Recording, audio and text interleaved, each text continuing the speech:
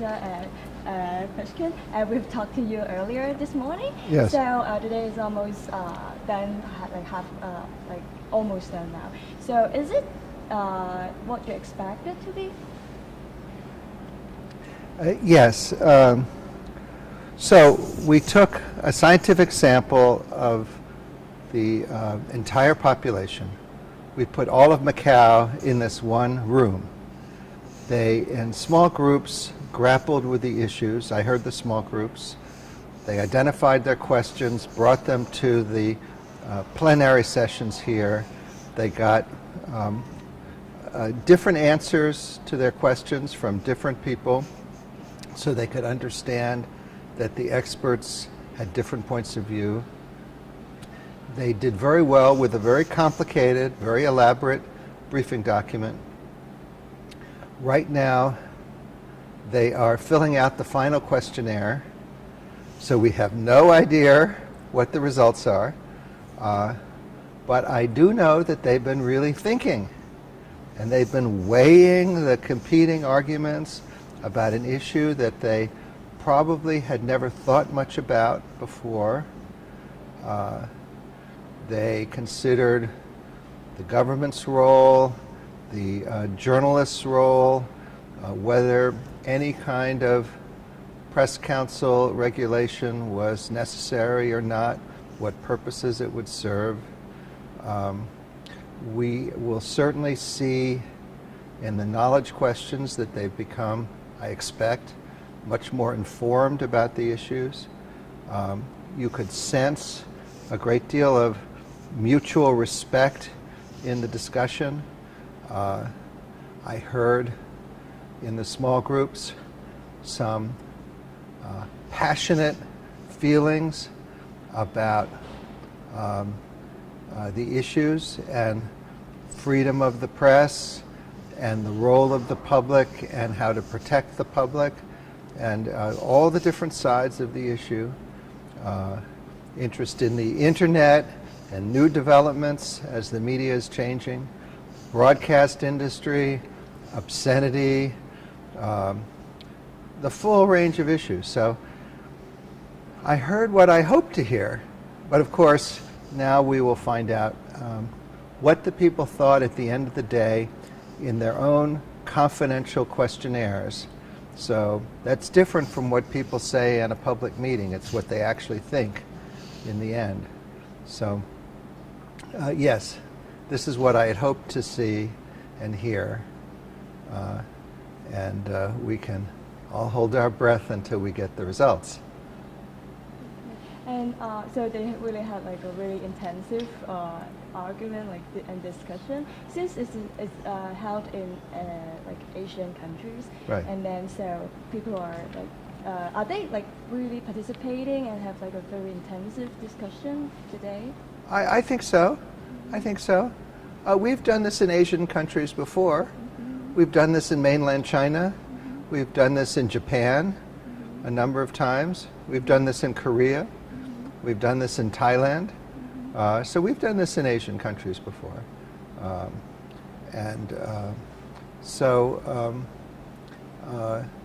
it's worked very well. So I think that yes, there was definitely an engaged discussion. And so this is the first time, in Macau. And then is there any like specific meaning? Is it like a special meaning to have it in Macau or, for this area? Well, this is the largest deliberative poll sponsored by a government connected with China. So in that sense, the other Chinese deliberative polls on the mainland have been in townships. And so this is a big, important city and very known all over the world. So, and I think it's always special when there's a project sponsored by the government, because then the government, in this transparent and open process, has to take the results seriously, because they spent public money in order to do it, and they sponsored it. And so if the process is scientifically representative and if it's balanced, they really have an obligation to listen to the results because they sponsored it for the people. So they have an obligation to listen to the people. So in that sense, it's very important. So since there like so there you have also have many these events in many other countries, so you have a lot of experience. So is there any like different experience this time in Macau? Like any difficulty? Like I know in Europe there's also language problem. Is there any language problem here? And and are you worried about the number of participants or attendants? No, the attendance was very good. And we will, when we look at the data, know exactly who came, but it looks like the attendance is very good.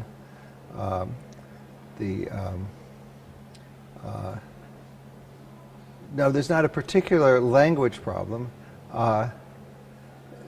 The press is, of course, a sensitive issue because the press covers the event and it's about the press. So that is very unusual. But I hope that the press will see that it was, by the time everything is released, it was transparent, balanced, informed, and representative. And it so far has been everything that we said it was supposed to be. Thank you. So is there, in Macau this time, do you think there's any inspiration to the society of Macau? Well, I hope so, because this is, in my view anyway, an important democratic tool, a way to bring the representative and thoughtful views of the people to the public policy process.